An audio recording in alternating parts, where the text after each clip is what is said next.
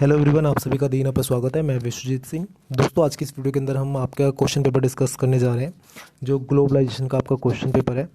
दोस्तों, अभी आपका ग्लोबलाइजेशन का पेपर चल रहा है, तो 13 अगस्त है आज। ठीक है, जो भी ओपन बुक एग्जामिनेशन कर रहे हैं, बीए प्रोग्राम थर्ड ईयर के स्टूडेंट्स हैं या जिनके पास भी ग्लोबलाइजेशन है, उनके लिए वीडियो बहुत ज़्यादा इंपॉर्टेंट होने वाली है। एक एक क्वेश्चन को मैं डिस्क्राइब करके बताने वाला हूँ कि किसके अंदर में क्या आंसर आ सकता है और कहाँ पे क्या आंसर मिल सकता है। ठीक है, तो अच्छे से वीडियो को स्टार्ट करते हैं, देखना आप लास्ट तक। ठीक है, अपने दोस्तों को भी शेयर करना। सबसे पहले दोस्तों, अगर मैं इंट्रोडक्शन दूँ आपके क्वेश्चन पेपर का, तो ये आपका क्वेश्चन पेपर है। ठीक है, जहाँ पे C811 आपका क्वेश्चन पेपर कोड नंबर है। ठीक है, और ग्लोबलाइजेशन आपका पेपर हो गया, थर्ड ईयर के लिए स्टूडेंट्स का है, और टोटल 100 नंबर का क्वेश्चन पेपर है। यहाँ पे 2 घंटे जो टाइम दे रखा है, इसको सीरियस मत लेना, क्योंकि ये पुराना आपका जो क्वेश्चन पेपर है उसको उठा के यहाँ पर डाला गया है। ठीक है, जो पीछे जुलाई में जो OB का एग्ज़ाम डेट था उसके हिसाब से। अगर आगे बात करूँ, तो हर को 4 क्वेश्चन करने हैं। हर क्वेश्चन 25 नंबर का है, तो आपको ऑलमोस्ट 4 से 5 पेज लिखने पड़ेंगे। ठीक है, और अच्छे क्वेश्चन नंबर के लिए इतने तो करने पड़ेंगे। और ग्लोबलाइजेशन में आप एक एक क्वेश्चन को 8-8 10 पेज में लिख सकते हो ईजिली। स्टार्ट करते हैं। सबसे पहले अगर मैं आपको बताऊं कि आपको कौन कौन से क्वेश्चन करने चाहिए, 4 क्वेश्चन की अगर बात की जाए, तो सबसे आप पहला क्वेश्चन कीजिए, बहुत ईजी क्वेश्चन है। ठीक है, उसके बाद आप तीसरे क्वेश्चन की ओर जाइए। ठीक है, तीसरा क्वेश्चन भी अच्छा खासा, उसमें अच्छे खासे पेज लिख सकते हो। तीसरा क्वेश्चन कीजिए, उसके बाद तीसरे के बाद पाँचवा और छठा कीजिए। तो ये 4 क्वेश्चन करने में आपको अच्छे खासे नंबर मिल जाएंगे, और वो मतलब पूरे हो भी जाएंगे, और अच्छे से आप लिख पाओगे पेजिस में। ठीक है, क्योंकि इसमें ज़्यादा कन्फ्यूज़न वाला बात नहीं है, और ईजिली कर पाओगे। अब बात करते हैं पहला क्वेश्चन, वैश्वीकरण क्या है, व्हाट इज़ ग्लोबलाइजेशन के बारे में।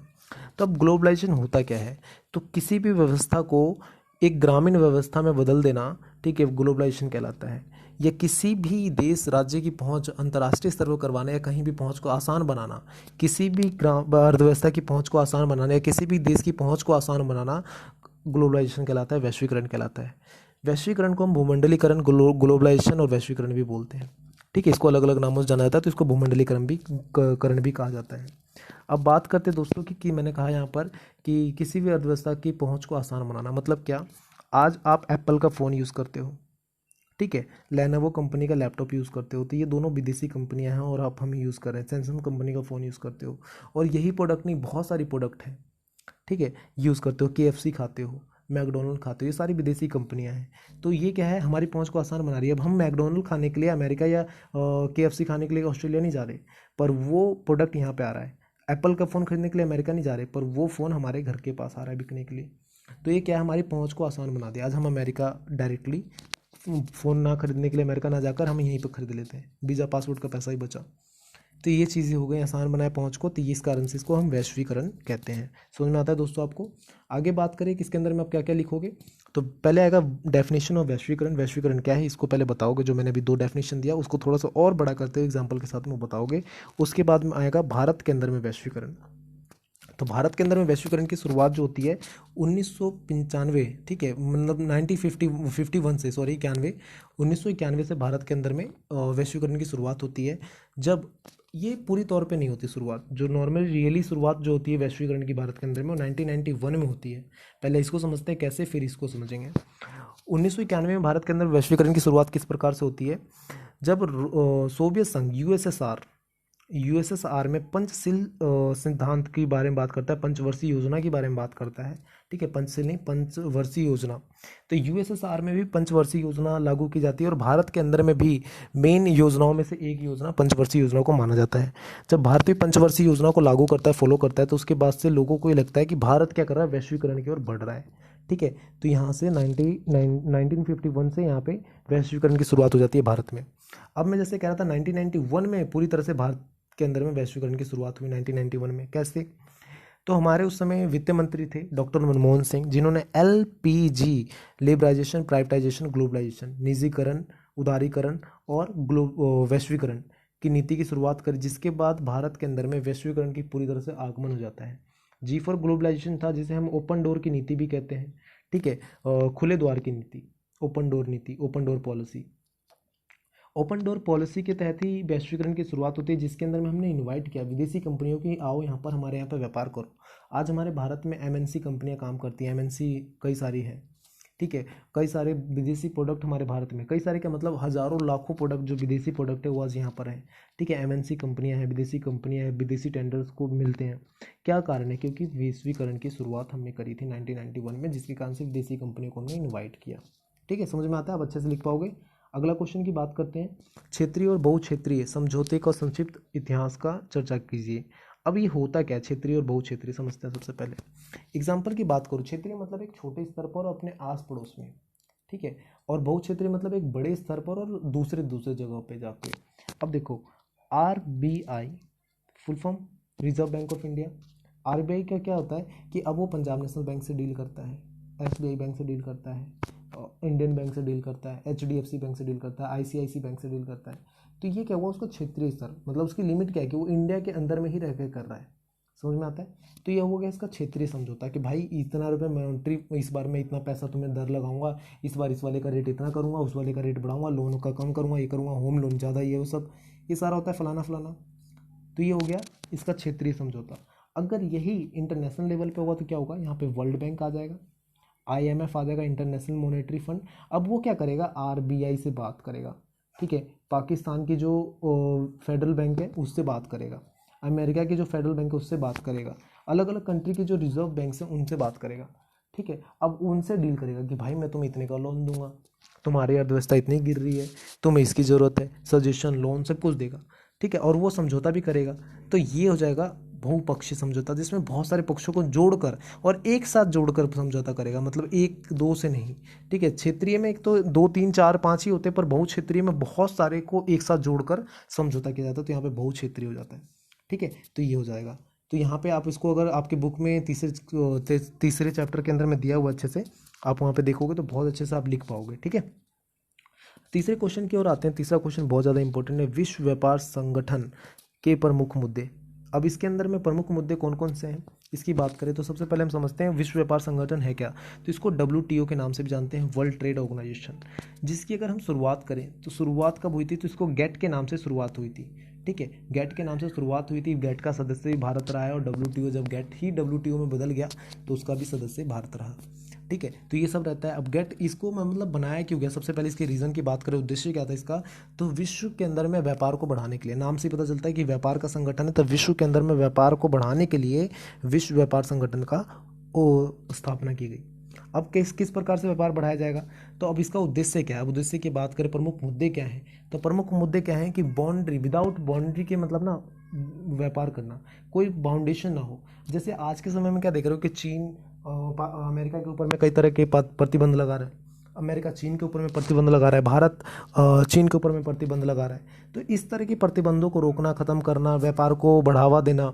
ठीक है, आज हम दूसरे देशों से व्यापार कर सकते हैं, इजराइल से हो, चाहे पाकिस्तान से हो, कुवैत से हो, कहीं से भी हम मतलब व्यापार कर सकते हैं। तो अंतर्राष्ट्रीय स्तर पे जो व्यापार का मार्ग होता है वो क्या होता है कि ये इसके थ्रू ही की जाती है। ठीक है, विश्व व्यापार संगठन के थ्रू ही किया जा सकता है, इसी के द्वारा पॉसिबल है, दूसरे के द्वारा नहीं। तो प्रमुख मुद्दे में क्या जाता है कि भाई वो इनके प्रमुख मुद्दों में क्या जाता है कि जैसे टैरिफ को कम करना, जो देश लगाते हैं किसी तरह के बाउंडेशंस लगाते हैं उसको कम करना, थोड़ा सा उसको रोकना। ठीक है, व्यापार को आसान बनाना, ये सारी चीज़ इसके प्रमुख मुद्दे हो गए। अब व्यापार को आसान बनाने के लिए क्या किया जाता है कि बढ़ावा देना, ठीक है, नए नए तरह के योजनाएं लाना, ये सारी चीज़ें की जाती हैं। और क्या किया जाता है, जैसे आप देखो किसी दो देशों के बीच में समझौता करवाना भी होता है। ठीक है, अब जैसे पाकिस्तान कह रहा हूँ, नेपाल, चीन और भारत के बीच में अभी विवाद चल रहा है। ठीक है, सीमा विवाद है और बहुत सारे विवाद है, जिसके कारण से उनके सामानों पे आने जाने पे रोक है, टैरिफ बढ़ा दिया गया है। तो कई जगह पे इंटरनेशनल तौर पर अगर इसकी कंप्लेन की जाती है तो वहाँ पे WTO क्या करेगा कि आएगा, आने के बाद उनको बोलेगा कि भाई आप सही करो, बाकी कंट्रीज़ पे भी इम्पैक्ट पड़ रहा है इसका। ठीक है, तो ये सारी चीज़ें हो जाती है। अब अमेरिका और चीन के बीच में जो विवाद चल रहा है उसके कारण से भारत भी उसमें पिस रहा है, बाकी कंट्री भी पिस रही है।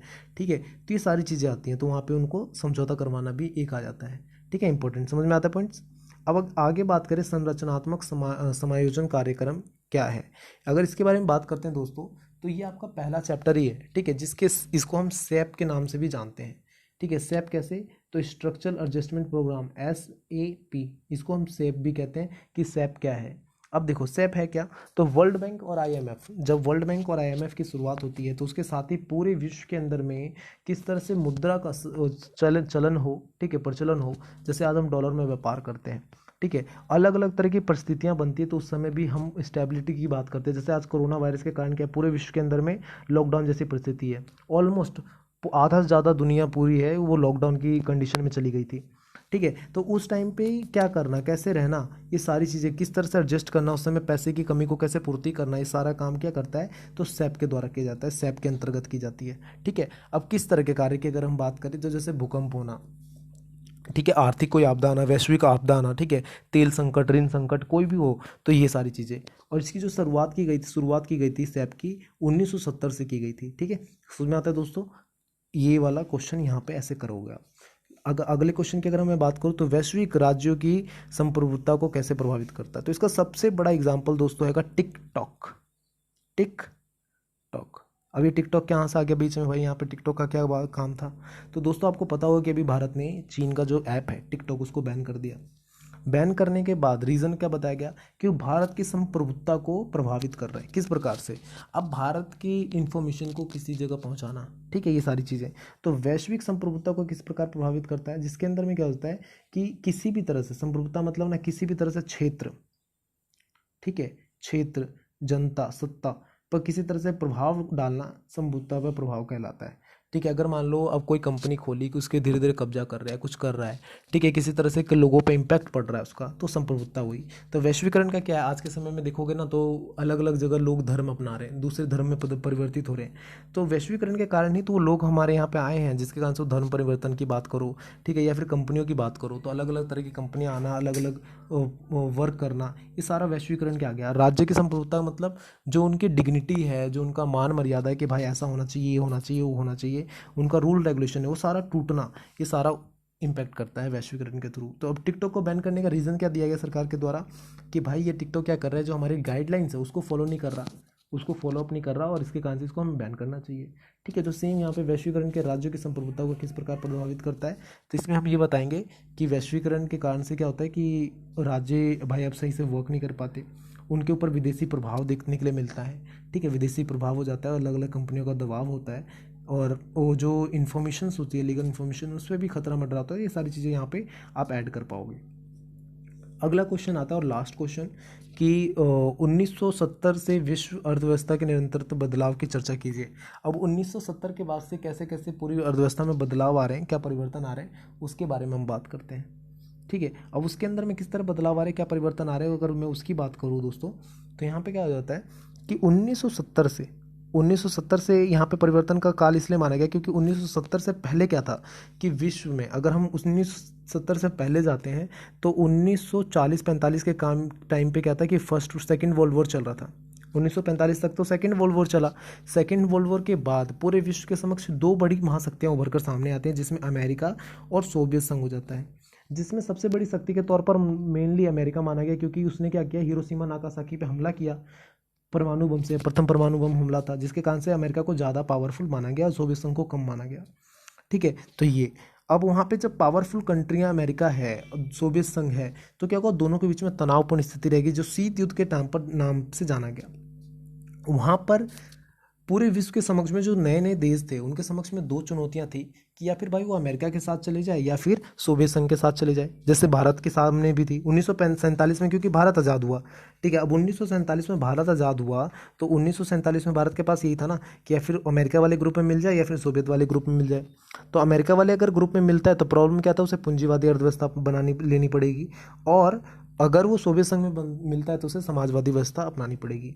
तो भारत ने क्या किया, दोनों को छोड़ते हुए, दोनों में से थोड़ा सा थोड़ा लेते हुए उन्होंने मिश्रित अर्थव्यवस्था की शुरुआत करी, गुटनिरपेक्ष आंदोलन की शुरुआत करी। तो ये निरंतर अर्थव्यवस्था के बदलाव की शुरुआत करती है, यहाँ पे मिश्रित अर्थव्यवस्था की शुरुआत होती है, तो यहाँ से निरंतर अर्थव्यवस्था की बात करता है। उसी तरह से आपको विश्व के स्तर पर बताना है कि विश्व स्तर पर क्या हुआ। तो विश्व स्तर की अगर बात करें तो भारत के अंदर में मिश्रित अर्थव्यवस्था हुई, जिसमें पूंजीवादी और समाजवादी दोनों की विचारधाराओं को रखा गया। अब पूंजीवादी किस तरह से, अगर किसी के पास पैसा है तो वो पब्लिक स्कूल में अपने बच्चों को भेज सकता है पढ़ने के लिए, किसी के पास नहीं है तो वो गवर्नमेंट स्कूल में भेज सकता है, किसी के पास पैसा है तो वो अपोलो 40 जैसे हॉस्पिटल में जाकर इलाज करवा सकता है, नहीं है तो भाई गवर्नमेंट हॉस्पिटल जिंदाबाद, ठीक है, ये सारी चीज़ें यहाँ पर आ गई।